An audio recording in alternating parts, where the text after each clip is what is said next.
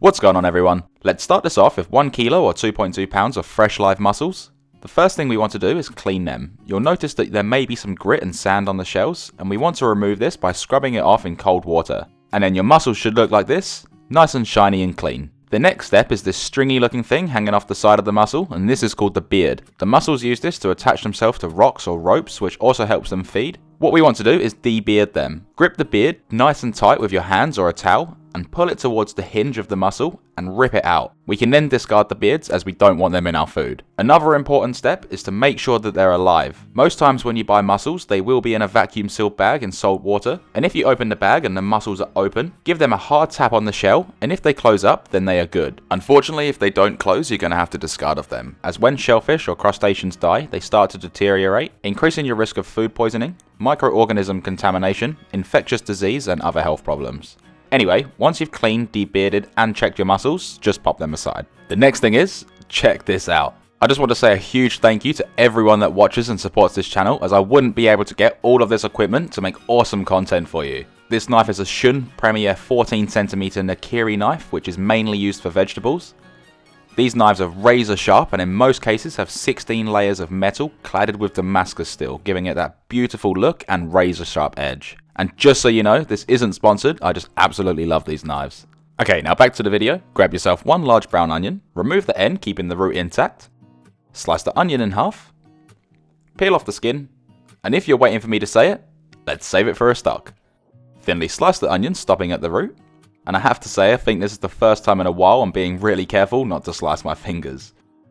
Then slice the onion through the center, stopping at the root, and glide your knife through the onion to dice. Also, make sure to trim off any excess flesh from around the root. Save the roots for a stock, and pop this aside.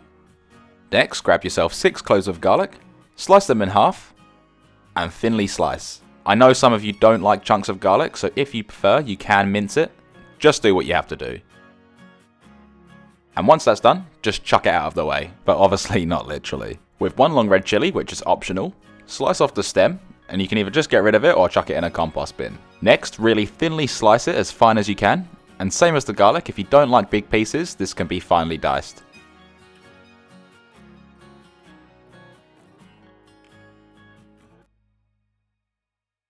And once that's done, we can move this out of the way and grab ourselves 5 grams of flat leaf parsley, which we will scrunch up nice and tight and give a rough chop, which doesn't have to be perfect. When that's all done, let's cook this all up.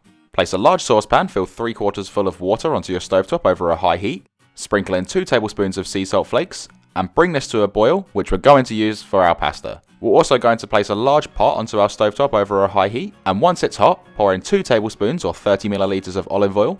Add in those diced onions and saute them for 5 minutes, stirring them frequently until lightly browned. Once they have some great colour onto them, add in the sliced or minced garlic, the thinly sliced or diced chili, which is optional, 1 teaspoon of sea salt flakes, and 1 teaspoon of cracked black pepper, which is equivalent to 10 cracks. Saute this for 45 seconds, stirring it continuously, just so that garlic doesn't burn and become bitter and disgusting. After 45 seconds, add in 3 tablespoons or 75 grams of tomato paste, and cook this for 1 to 1.5 minutes, or until it becomes nice and dark, and slightly starts to stick to the bottom of the pot. Once that's achieved, pour in 1 cup or 250 milliliters of white wine, which can be substituted for vegetable stock. Give that all a good mix, and what this does is it deglazes the pot, bringing those stuck flavours back into the sauce. It will also add richness and sweetness to the sauce. We now want to cook the wine or stock for 2 to 2.5 minutes, or until reduced by half, and our base sauce starts to look nice and thick. After 2 minutes and you can see that the sauce is nice and thick, pour in 800 grams or 28 ounces of whole tomatoes in juices, as well as 1/4 cup or 60 milliliters of water to rinse any excess tomato juice out. Using your spatula or wooden spoon, break up the tomatoes as well as mixing the sauce and bring it all to a boil. Once boiling, add in 2 whole stems of fresh basil. Make sure that the basil is submerged in the sauce, and this will add amazing freshness and flavour. Then turn the sauce onto a low heat and allow to simmer for 7 minutes. Then after 7 minutes, the sauce has thickened even more, which is exactly what we want. We can then add in 250 grams of the pasta of your choice into our boiling salted water, And if you're using spaghetti like me, allow it to sit like this for 20 seconds to soften up. This will make it a lot easier to twist the pasta into the water without breaking it. We then want to cook the pasta for 1 minute less than what it says on your packet instructions. Carefully scoop out 1/4 of a cup or 60 milliliters of pasta water and add it into the sauce. Carefully tip in the cleaned mussels. Push them all down, making sure they're all covered by the sauce. Then chuck on a lid and steam the mussels for 4 minutes, still on a low heat, until the mussels have slightly opened. After 4 minutes, remove the lid and carefully spoon the mussels into a bowl, trying not to remove too much sauce. This is also a good time to fish around for the basil and remove it, and we can also turn the pot off the heat. Now with the mussels, we're going to remove them from their shell as it makes it a lot easier to eat. Also, if you have any mussels that haven't opened, you can pry them open and smell them for freshness for whether or not you're going to use them. If they do smell really bad, just discard them. I also personally like to leave a few mussels in their shell just for presentational purposes. Once that's done, tip your mussels back into any sauce that came from the shells. Then by this stage, your pasta will be perfectly cooked. We can add it straight from the water into the sauce. And spoon in 1/4 of a cup or 60 milliliters of pasta water into the sauce to help the pasta stick. We then want to check our sauce for seasoning.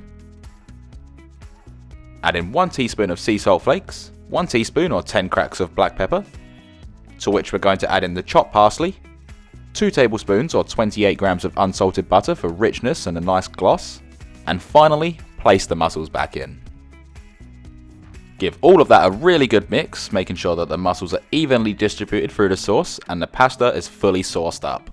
We can then remove our pot from the stovetop and serve this up by twisting it into our bowl. Evenly place the mussels and any tomato and chili pieces around the bowl and create a nice little nest on the top. With that nest, we can then place the mussels that we put aside.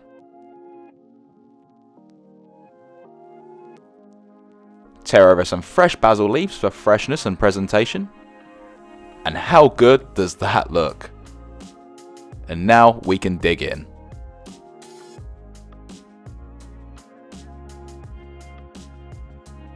The flavour in that is absolutely incredible. It's rich, sweet, salty and very slightly spicy. The mussels are perfectly cooked and have released such a great taste into the sauce, and that basil adds amazing fragrance and flavour. This recipe serves 2 to 4, but if you're cooking for 4 people, double the amount of pasta. This can be kept in the fridge for 1 day due to the mussels. The sauce can be kept for up to 5 days without the mussels, as well as be frozen for 6 months. I really hope you enjoyed this video and I was able to teach you something. If you did, be sure to smash that like button and consider subscribing along with hitting that bell notification for hundreds of more fantastic recipes. Plus, I have some fantastic content coming very soon. Thanks for watching, stay safe and enjoy.